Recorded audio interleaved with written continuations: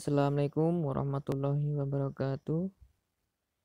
Teman-teman, kali ini kelompok kami yaitu Arif Nur Effendi, Ahmad Yami Duha, dan Yandi Muhammad akan membahas materi tentang pelapisan sosial dan kesamaan derajat.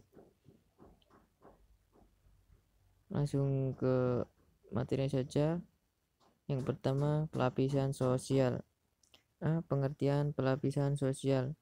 Pelapisan sosial atau stratification sosial.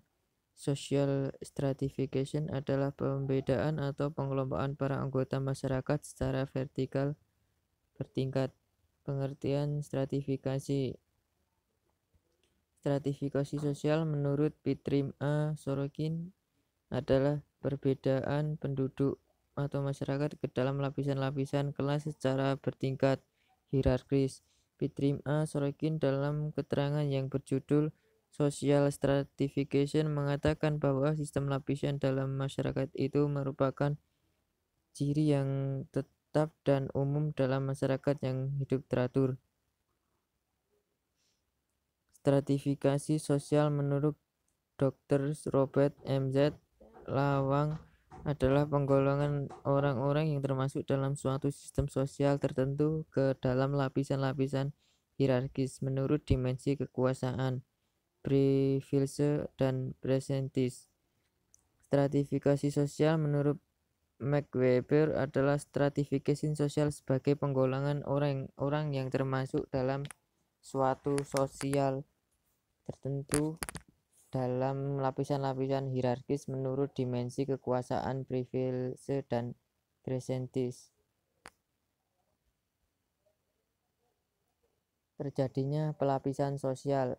Terjadinya pelapisan sosial terbagi menjadi dua, yaitu terjadi dengan sendirinya. Proses ini berjalan sesuai dengan pertumbuhan masyarakat itu sendiri. Adapun orang-orang yang menduduki lapisan tertentu dibentuk bukan berdasarkan atas kesengajaan yang disusun sebelumnya oleh masyarakat itu, tetapi berjalan secara alamiah dengan sendirinya. Oleh karena itu, sifat yang tanpa disengaja inilah yang membentuk lapisan, dan dasar daripada pelapisan itu bervariasi menurut tempat, waktu, dan kebudayaan masyarakat di mana sistem itu berlaku.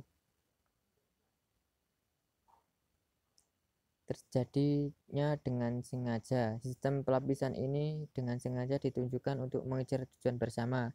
Dalam sistem ini ditemukan secara jelas dan tegas ada kewenangan dan kekuasaan yang diberikan kepada seseorang.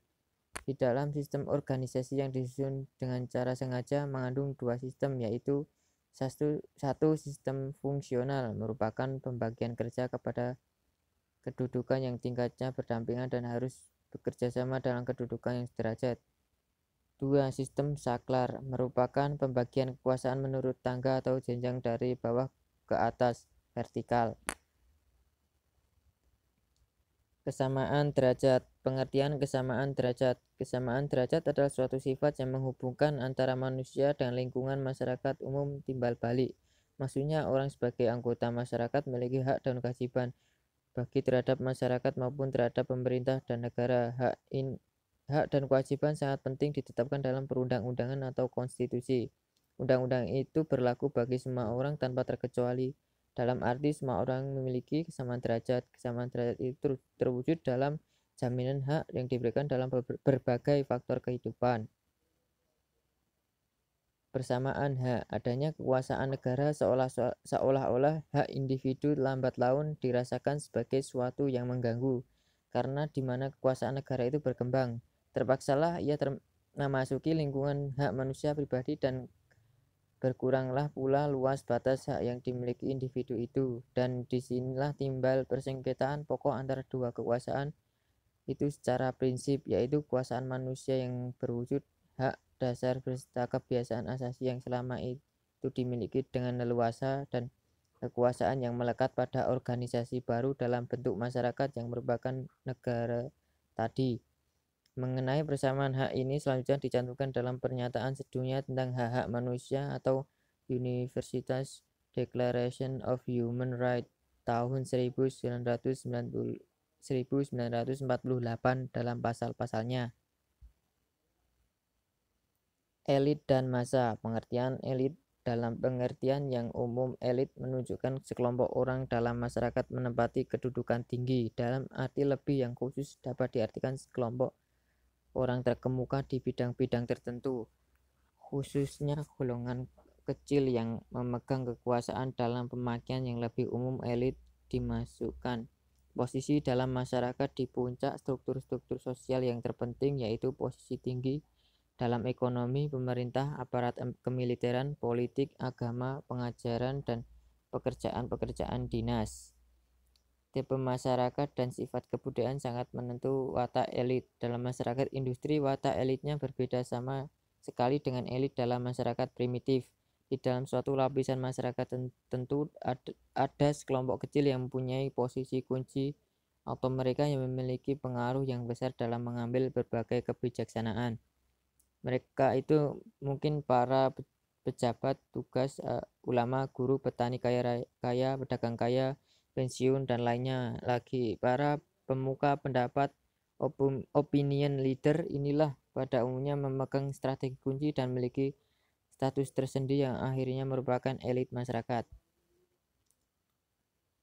Pengertian massa. Ini istilah massa dipergunakan untuk menunjukkan suatu pengelompokan kolektif lainnya yang elementer dan spontan, yang dalam beberapa hal menyerupai crowd tapi secara fundamental berbeda dengan dalam hal-hal yang lain. Massa diwakili oleh orang-orang yang berperan serta dalam perilaku massal, sepertinya mereka yang terbangkitkan minatnya oleh beberapa peristiwa nasional, mereka yang menyebar di berbagai tempat, mereka yang tertarik pada suatu peristiwa pembunuhan sebagai diberitakan dalam pers, atau mereka yang berpeserta dalam suatu migrasi dalam arti luas. Pembagian pendapatan. Pada dasarnya satu kelompok pendapatan. Pada dasarnya kehidupan ekonomi hanya ada dua kelompok, yaitu rumah tangga produsen dan rumah tangga konsumen. Rumah tangga produsen dilakukan proses produksi, pemilik faktor produksi yang telah menyerahkan atau mengikutsertakan faktor produksi ke dalam proses produksi akan memperoleh balas jasa. Pemilik tanah atau memperoleh sewa, pemilik tenaga akan memperoleh upah, pemilik modal akan memperoleh bunga, dan pengusaha akan memperoleh keuntungan. Semua balas jasa yang diterima oleh pemilik faktor produksi tersebut merupakan pendapatan nasional, dan besar kecilnya sangat tergantung dari peranan atau penting tidaknya faktor produksi tersebut. Selain itu juga dipengaruhi oleh sistem distribusi dan redistribusi yang berlaku. Pedagang yang melakukan jasa berupa menjual hasil pertanian yang telah dibelinya dari desa ke kota untuk memperoleh balas jasa berupa keuntungan upah karena telah mengangkutnya ke kota, bunga modal karena mengikutsertakan modal dalam perdagangan, sedangkan sewa tanah yang berupa retribusi pasar dibayar ke pemerintah. Demikian prosesnya untuk semua proses produksi. 2. Perhitungan pendapatan.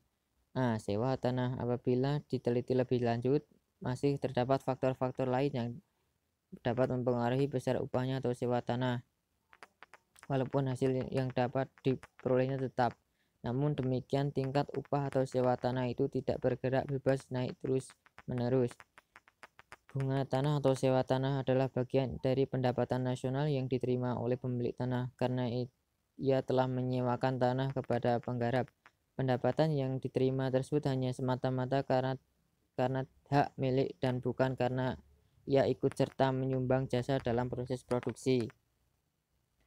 B. Upah. Upah adalah bagian dari pendapatan nasional yang diterima oleh buruh karena menyumbangkan tenaga dalam proses produksi. Menurut David Ricardo, upah ini sebagai harga dari tenaga kerja. Upah yang diterima buruh berupa uang disebut upah nominal, sedangkan barang atau jasa yang dapat dibelinya dengan upah nominal tersebut disebut upah real. Sistem pemberian upah dalam perjanjian kerja dapat berupa upah harian, upah borongan, upah satuan, upah menurut waktu, upah dengan premi, dan sebagainya. Sistem upah yang mana akan dipergunakan tergantung daripada kesepakatan antar dua belah pihak, yaitu pekerja dan pengusaha. C. Bunga modal. Sewa modal atau bunga adalah bagian dari pendapatan nasional yang diterima oleh pemilik modal karena telah meminjamkan modalnya dalam proses produksi. Modal yang ikut serta dalam proses produksi akan memperbesar hasil produksi. Jean Baptiste Say mengungkapkan teori produktivitas. Pada prinsipnya, modal itu sebenarnya mampu terlaksana produksi dan bahkan mempertinggi hasil jadi. Sewa modal yang diserahkan kepada pemilik modal adalah bagian dari pertumbuhan produksi akibat penggunaan modal. D. Laba pengusaha. Pengusaha memperoleh balas jasa berupa keuntungan karena telah mengorganisasi faktor-faktor produksi dalam melakukan proses produksi. Joseph Schumpeter dengan teori keunggulan mengemukakan bahwa pengusaha itu keunggulannya tidak sama, tetapi yang lebih unggul adalah mereka yang berhasil menemukan kombinasi baru seperti metode produksi baru, efisiensi, dan daerah penjualan yang baru. Pengusaha yang unggul inilah yang memperoleh laba dan keuntungan. 5. Distribusi pendapatan. Setelah dilakukan perhitungan pendapatan nasional, maka dapat diketahui kegiatan produksi dan struktur perekonomian suatu negara. Lebih lanjut, akan mempermudah perancang perekonomian negara karena telah diketahui bahan-bahan atau keterangan mengenai situasi ekonomi baik secara makro maupun sektoral.